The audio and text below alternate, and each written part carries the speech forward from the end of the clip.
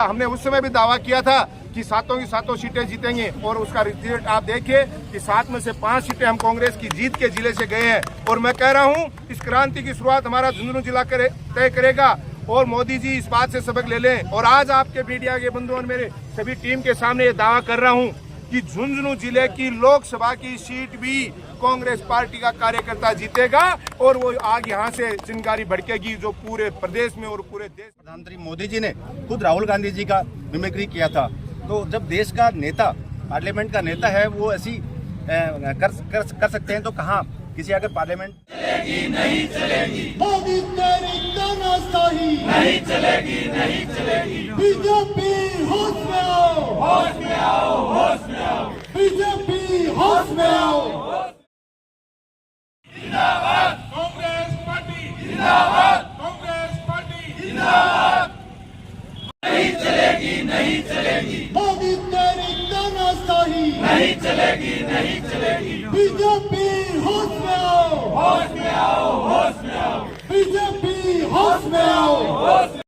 लोकतंत्र के हत्यारे जिंदाबाद, लोकतंत्र के हत्यारे जिंदाबाद कांग्रेस पार्टी, जिंदाबाद, कांग्रेस पार्टी, जिंदाबाद, कांग्रेस पार्टी। देखिए आप सबको पता है कि इस देश में बाबा साहब अम्बेडकर द्वारा जो संविधान बनाया गया, जो लोकतंत्र की मजबूत स्थापना की गई, उसमें कांग्रेस पार्टी का छोटे से छोटा कार्यकर्ता हो चाहे हमारी बड़ी लीडरशिप हो, सभी लोग दिन रात इस लोकतंत्र को बचाने में लगे रहते हैं। और वर्तमान में जो केंद्र में बैठी सरकार है, आप सबको पता है, वो बाबा साहब अम्बेडकर द्वारा बनाए गए संविधान को खत्म करना चाहती है, लोकतंत्र को, प्रजातंत्र को खत्म करना चाहती है।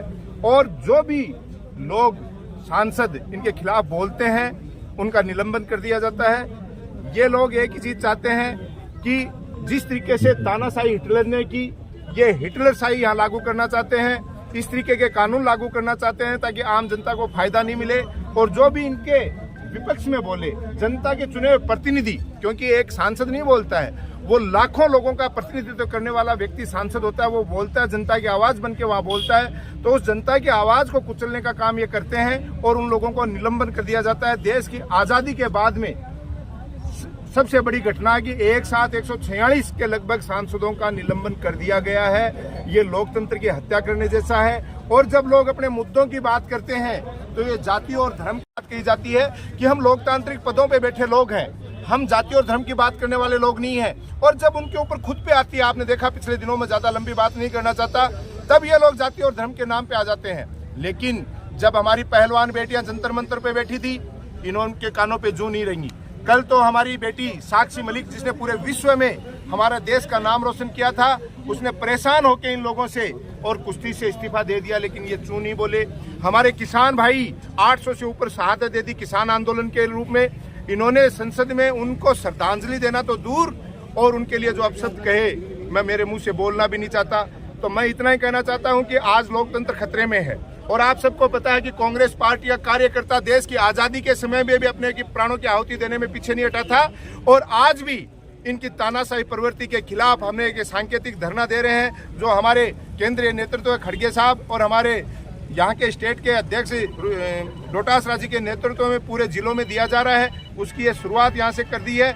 ये या तो अपनी तानाशाहियों से बाज आ जाएंगे, अन्यथा ये आंदोलन आज केवल हमारे जो जनप्रतिनिधि हैं, जनता के चुने हुए जनप्रतिनिधि जी, हमारे पूर्व विधायक जी हैं, हमारे प्रधान जी हैं, हमारे चेयरमैन जी हैं, हमारे डीसीसी के कार्यकारिणी, हमारे ब्लॉक अध्यक्ष, मंडल अध्यक्ष, ये सारे लोग यहाँ पहुंचे हैं। और मैं ये बता देना चाहता हूँ कि या तो ये अपनी हरकतों से बाज आ जाए, नहीं गांव-गांव ढाणी लेवल पे जनता सड़कों पे उतरेगी। और झुंझुनू जिले ने जो जनादेश दिया, हमने उस समय भी दावा किया था कि सातों की सातों सीटें जीतेंगे और उसका रिजल्ट आप देखिए कि 7 में से 5 सीटें हम कांग्रेस की जीत के जिले से गए हैं। और मैं कह रहा हूं इस क्रांति की शुरुआत हमारा झुंझुनू जिला तय करेगा और मोदी जी इस बात से सबक ले लें। और आज आपके मीडिया के बंधु और मेरे सभी टीम के सामने ये दावा कर रहा हूं कि झुंझुनू जिले की लोकसभा की सीट भी कांग्रेस पार्टी का कार्यकर्ता जीतेगा और वो आग यहाँ से चिंगारी भड़केगी जो पूरे प्रदेश में और पूरे देश में फैलेगी और इनकी तानाशाही सरकार की जड़ों को उखाड़ के हम फेंक देंगे।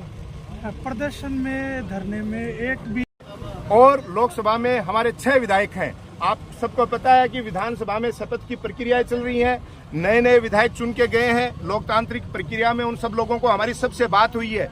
ये सब के प्रतिनिधित्व करने वाले, चाहे प्रधान हैं, चाहे हमारे जिला परिषद सदस्य हैं, चाहे हमारे ब्लॉक अध्यक्षगण हैं, डीसीसी के मेंबर हैं, एक एक कार्यकर्ता, क्योंकि हमारी पार्टी में सब समान है। हमारे विधायक महोदय जो सरकार बन रही है और उस प्रक्रिया से गुजर रहे हैं और उनके निर्देशानुसार ही, पूरी टीम के निर्देशानुसार आप सबको पता है कि 7 विधानसभाओं के कार्यकर्ता आपके सामने मौजूद हैं। और ये एक शुरुआत है, केवल सांकेतिक धरना है।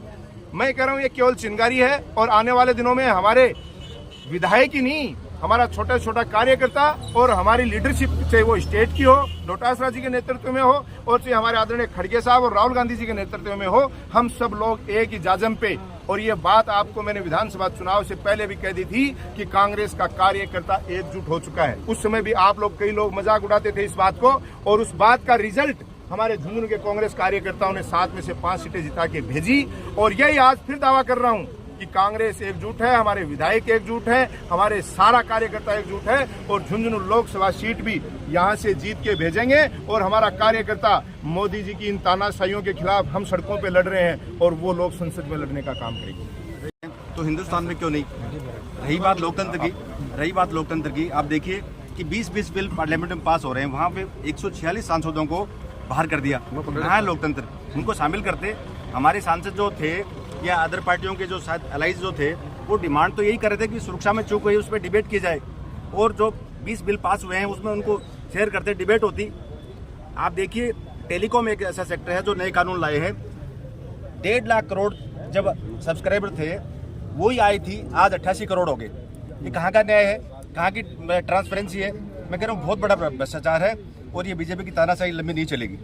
एक राहुल गांधी जी के द्वारा जो मिमिक्री करी जा रही है, वीडियो बनाया जा रहा है, उसमें मुद्दों बनाया जा रहा है, उसमें हमारा निवेदन है कि 2018 में आदरणीय प्रधानमंत्री मोदी जी ने खुद राहुल गांधी जी का मिमिक्री किया था।